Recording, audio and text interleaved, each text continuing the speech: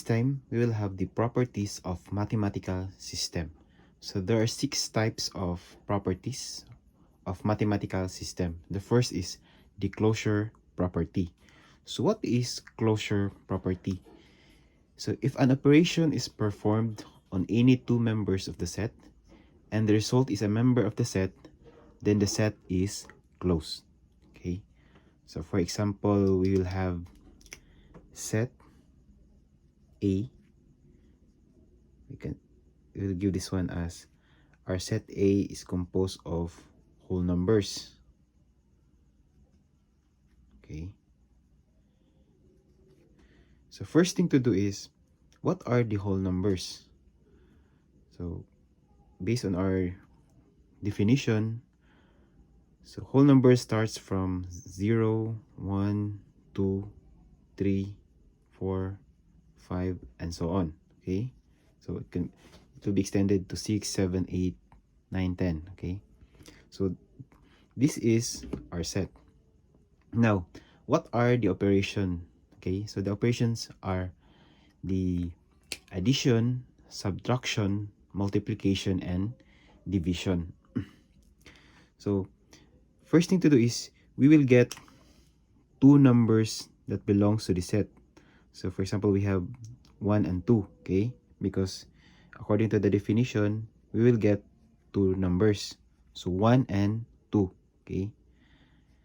Next is we will perform the 4 operations, again, addition, subtraction, multiplication, and division, using these two numbers only, okay?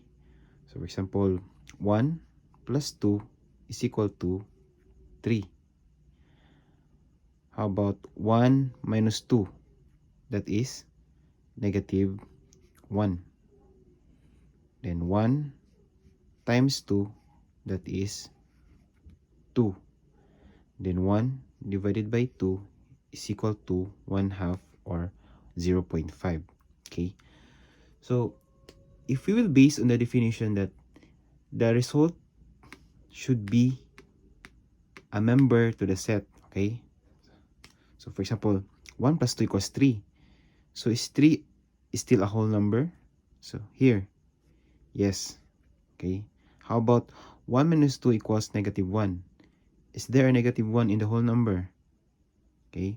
So no negative 1. So negative, this operation is not part of the closure property. Okay. How about 1 times 2?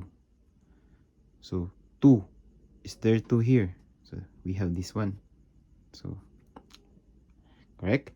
Then 1 divided by 2 equals 1/2. So 1/2 is a fraction and it is not a whole number. So automatically does not belong to the set. Okay. So therefore, only the process of addition and multiplication. So we can say that set A is closed under the operation of addition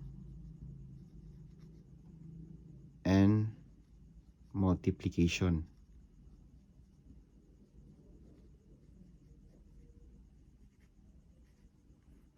But not in subtraction and division.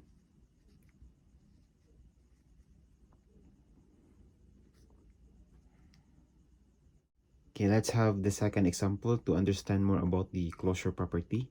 So we have this set B is equal to integers. So what are integers? So integers are composed of negative integers, 0, and positive integers. So if you write here, so our 0 is in the middle. So 1, 2, 3, 4, 5, 6, and so on. Okay, until positive infinity.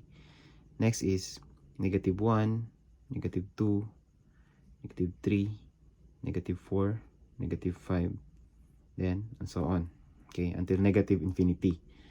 Then next is, we will get two numbers or two members of the set. So for example, negative 2 and negative 2 and negative 3.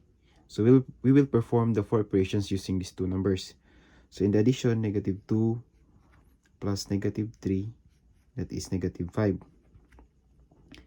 Negative 2 minus negative 3, that is positive 1. So we'll go directly to the answer, okay?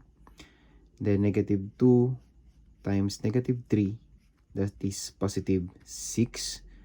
Then negative 2 divided by negative 3, that is positive 2/3. So we will check all the results if they are still member of the given set. Okay, so note that your results should belong to the set. Okay, so negative 5. So if you observe here, there's negative 5. So check. Then negative 2 minus negative 3, that is positive 1. So we have 1 here. Check. Then negative 2 times negative 3, that is positive 6. We can see 6 here. Check. The negative 2 divided by negative 3, so 2/3. So this is a fraction, and a fraction is not an integer. So that is wrong. So you can say that set B is closed under these 3 operations, okay? Addition, subtraction,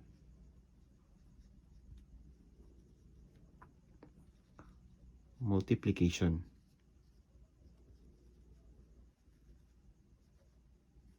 but not in division.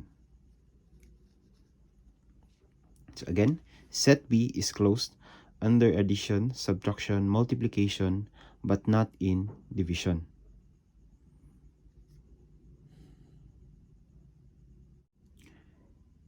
Okay, let's go to the second property, which is the identity property. So always remember that in addition, 0 is the identity. Okay, so 0 is the identity of the addition process. Okay, and 1 is the identity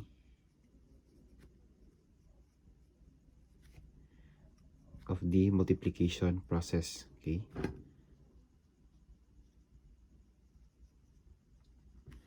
and again, there's no identity element in subtraction and division. Okay, so no identity elements, so always remember that 0 for the addition and 1 for the multiplication. For example, 0 plus 8 is equal to 8, or we can say 8 plus 0 is equal to 8. Okay, for addition. In multiplication, 8 times 1 is equal to 8, or 1 times 8 is equal to 8. So that's the identity property. Okay, so if this proves that there's no identity element in subtraction and division. Okay, so if we will use 0 again, 0 minus 8, that is negative 8. Okay, 8 minus 0, that is 8. So note that negative 8 and 8 are not the same. So that's why no identity element. So 0 is not an identity element in subtraction, or subtraction has no identity element. Okay, how about in division? 8 divided by 1 is equal to 8. 1 divided by 8, that is 1/8. So they are not equal. So again, no identity element for division. So only in addition and multiplication. Okay. Okay, let's go to the third property, which is the inverse property. Okay, so for example, if we will have the positive number, so the inverse of it is negative number. Okay, for example, 10. So the inverse of 10 is negative 10. So if we will add 10 plus its inverse number negative 10, that is 0. Okay, so make sure that the answer is 0 because positive plus negative is 0, right? So positive 10 plus negative 10 is 0. Or if we interchange, negative 10 plus 10 is equal to 0. Okay, so that's for the addition. How about in multiplication? For example, we have 2/3. So its inverse is 3/2. Okay, so interchange the numerator and the denominator. So the result here is 2 times 3, 6. 3 times 2, 6. And that is 1. So the inverse here is, in the addition, 0, the result is 0. And in the multiplication, the result is 1. Okay, so only in addition and multiplication. So no inverse property in subtraction and division. So let's prove. Okay, for example, we will use this one, 10 minus negative 10. So that is positive 20. Okay, if we interchange negative 10 plus 10, that is 0. So 20 and 0 are not equal, right? Unlike here, 0 and 0. So that's why there's no inverse property in subtraction. So how about in the division? So let's prove it. Okay, so 2/3 we multiply to its inverse, divided by 3/2. Okay, so from multiplication to division, so 2/3 divided by 3/2, that is 2/3 times 2/3. So 2 times 2, 4. 3 times 3, 9. So the result is not 1.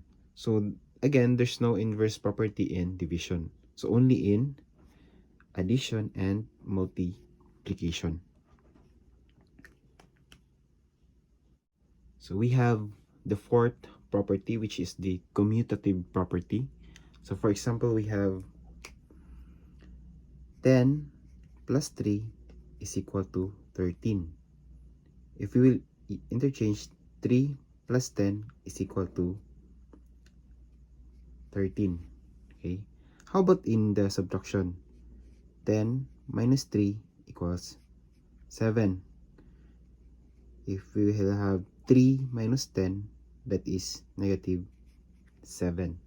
So what did you observe? So here, in addition, they are equal. Okay, in the subtraction, they are not equal because 7 and negative 7 are not equal. So therefore, commutative property can be applied in the addition and not in subtraction. Okay, how about in multiplication? 2 times 6 equals 12. Then 6 times 2 equals 12 again. In division, 2 divided by 6 equals 1/3. So 2 6 here. So 2 6 reduced to its lowest term 1/3. Then 6 divided by 2 is equal to 3. So if you notice, 1/3 and 3 are not equal. So there's no commutative property in division. Okay, so only in application. So so commutative property can be applied only in addition and multiplication, not in subtraction and division. Okay, associative property. So if we have this one, 2 plus 6 plus 3. So if we group the first two, so 2 plus 6, that is 8. Then copy plus 3. So 8 plus 3 equals 11. Okay, how about if we will regroup? So 2 plus the quantity of 6 plus 3. Okay, so do we still have the same answer? So 2 plus 6 plus 3 is 9. So 2 plus 9 equals 11. So are they equal? Okay, yes, they are equal. So associative property can be applied in addition. How about in subtraction? So let's use the same number, okay? 2 minus 6 minus 3. Okay, 2 minus 6, that is negative 4. Minus 3, that is negative 4 minus 3, that is negative 7. How about if we will regroup 2 minus 6 minus 3? So 2 minus 6 minus 3 is positive 3. So 2 minus 3 is negative 1. So do they have the same answer? Okay, no. So associative property cannot be applied in subtraction. Okay, just the same in the commutative property. Okay. How about in multiplication? The same number will be used. Okay. 2 times 6 times 3. So 2 times 6, 12 times 3, that is 36. Okay. Then regroup 2, 6 times 3. So 2 times 6 times 3 is 18. So that is still 36. So associative property can also be applied in multiplication. Okay. How about in division? So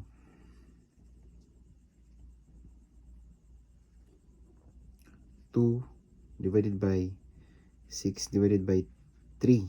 So 2 divided by 6 divided by 3 is 2. So 2 divided by 2 is 1.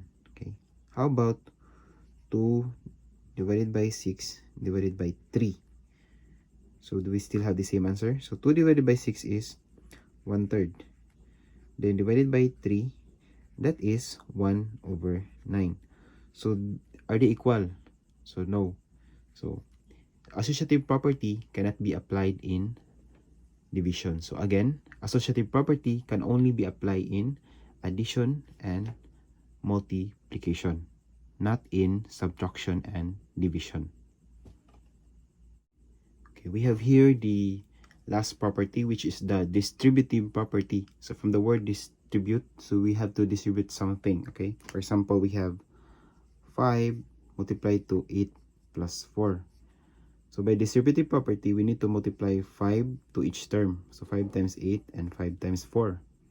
So 5 times 8 plus 5 times 4. So that is distributive property.